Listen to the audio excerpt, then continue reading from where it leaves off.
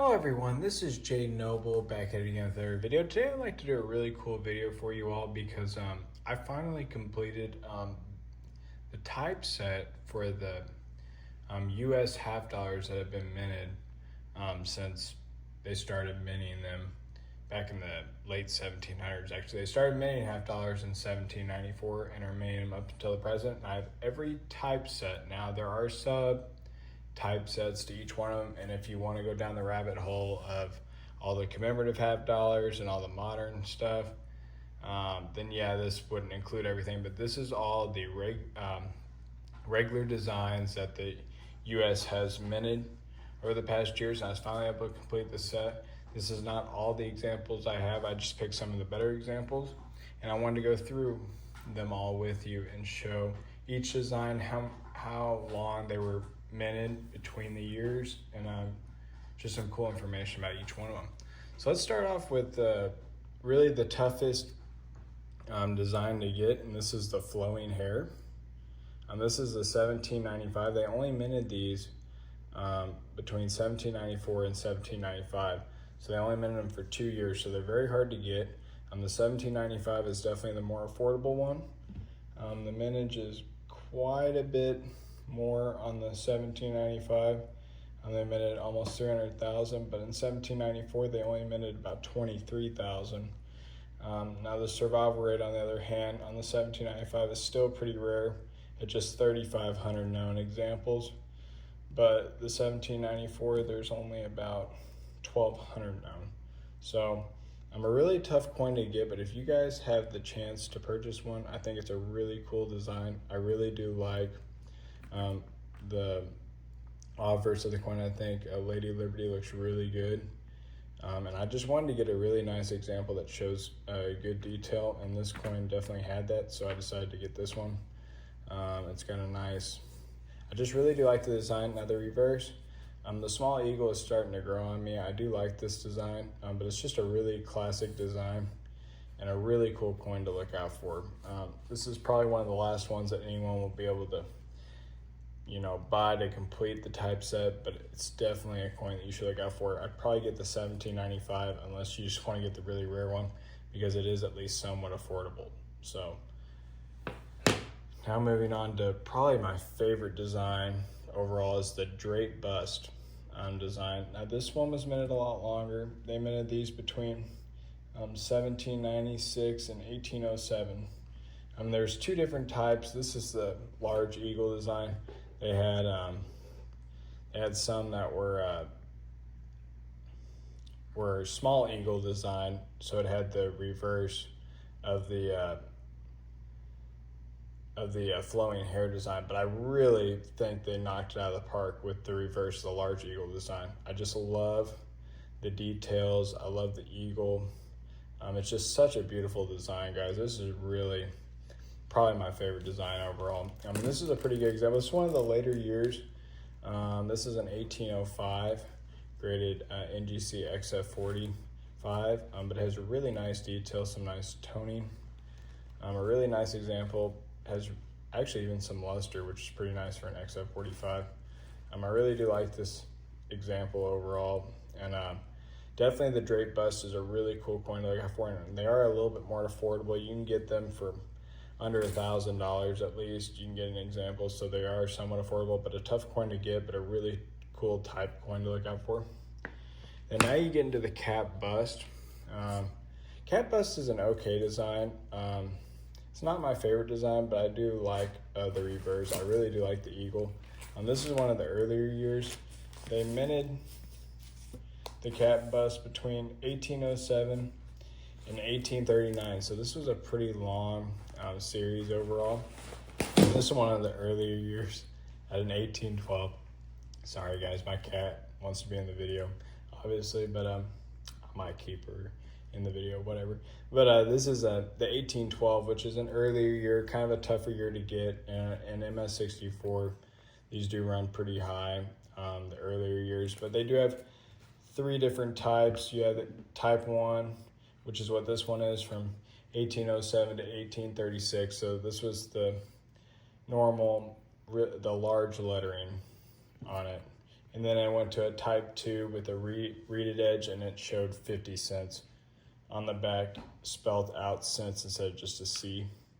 And then the type 3 from 1838 through 1839 was the reeded edge with $50 at the bottom instead of the 50 cents. So a pretty cool design. Not my favorite design. The rag on Lady Liberty's head is okay.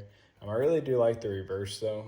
I do like the eagle, but it is a nice classic design. It's not over the top, and it gets the job done. So still a pretty cool coin. And then next, I like to show you guys the 1853. This is a cool variety coin to look up for. This is the 1853, which was the only year that they made arrows and rays, which really shows out the design. You can see the rays on the reverse here. But this is a really classic design. I love the seated design. And they minted these for a very long time. They minted these from 1839 all the way up until 1891. So a very long series. A really cool design, and it had multiple types. There were actually 6 types overall. I'm not even going to go through all of them.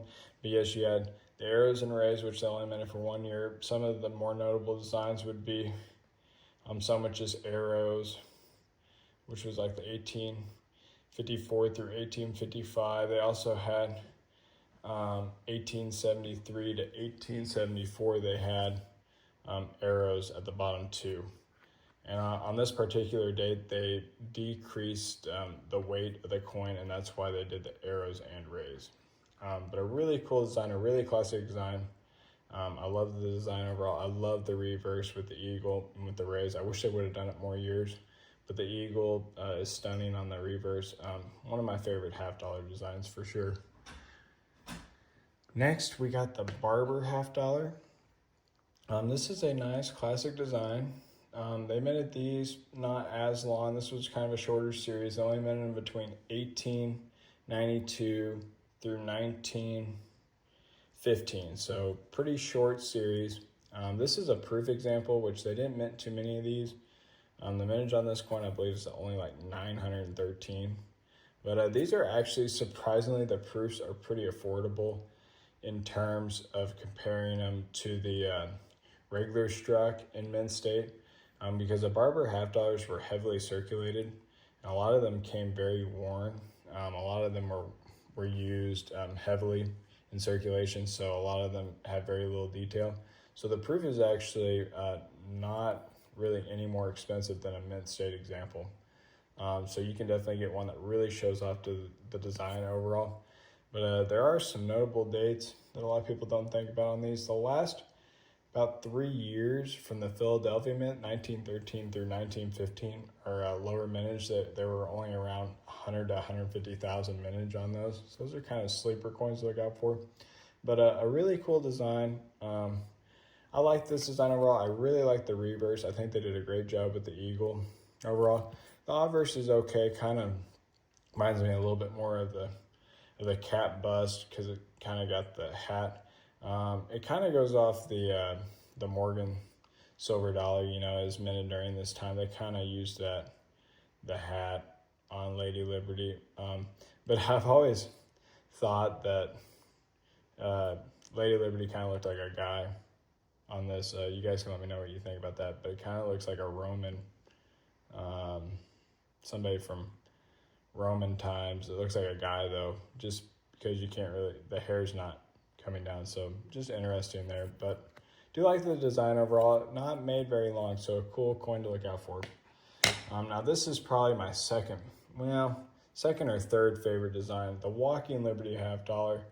Just an absolute stunning coin, and these are very obtainable. You can get them, for just over melt value, and also the Barbers you can as well. These are the coins you can start getting for melt price if you get the more heavily circulated examples.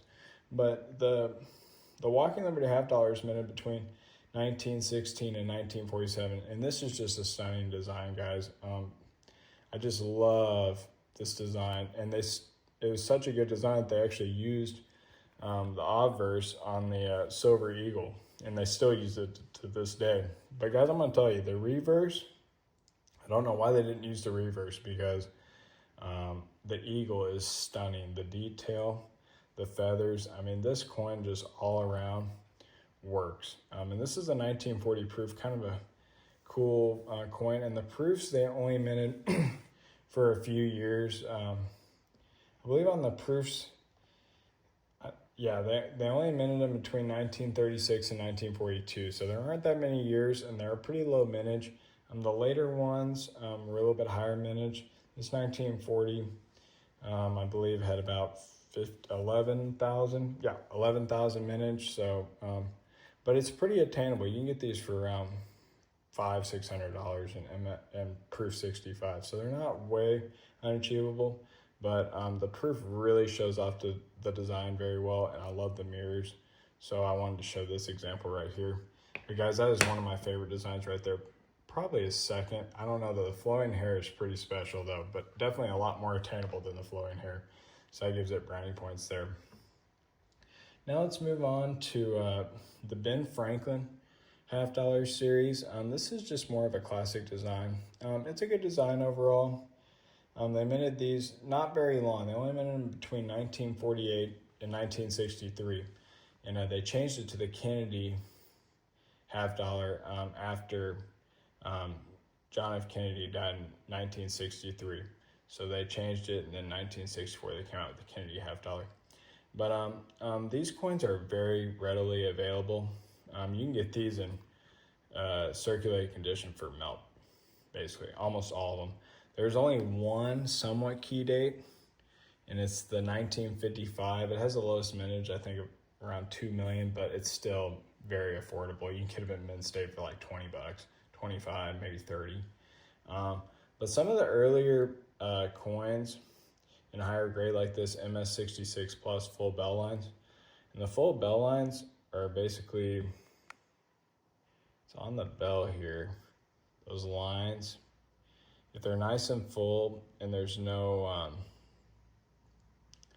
no fuzziness and the line goes all the way through, you can get full bell lines, which is basically a strike designation. But some of the years, the strike was not very good, so the full bell lines can add a lot of value. This year, it doesn't add as much value, but it does add value because strike is very important on these coins. But these are very readily available and a pretty classic design.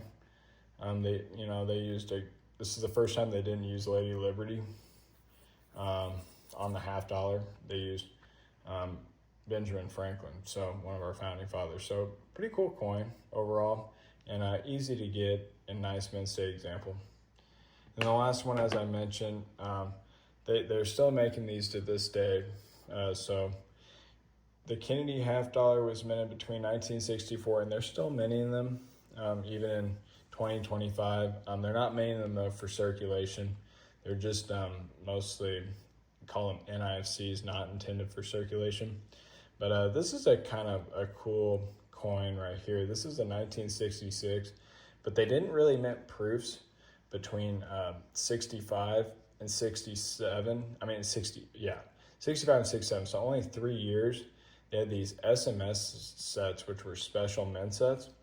But they do have a proof-like finish, and I sent this one off to Annex. I was hoping to get Cameo because they're hard to get with Cameo, but there was just not enough mirror there. There is a good amount of white, especially on the front, but the mirror is just not good enough, so they didn't give it Cameo. But SP67 is pretty good on these proofs. They just weren't as nice, but still kind of a cool coin to look out for. And I also want to mention probably one of the cooler varieties to look out for that's actually pretty valuable is a 1972D NOFG.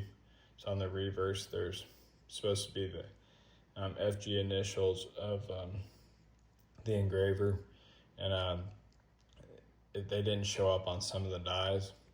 And there aren't that many of these out there, but you can find these coin roll hunting. I think I found like 3 of them, and I got them all graded, and they came back with the designation, which makes this coin go from like a 50-cent coin to over $100. So pretty cool variety to look out for. Kind of a cool coin to look out for. Yeah, so there's 8 total designs, 8 total types. So this is the complete type set.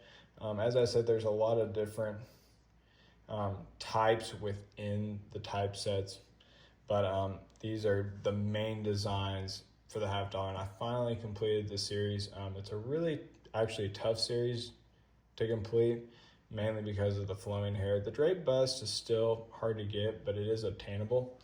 But I just wanted to show you guys kind of the entire typeset. The next one I'd like to complete is the silver dollar, and I'm only missing the flowing hair dollar, but that one's even more expensive, so we'll see if I ever complete that.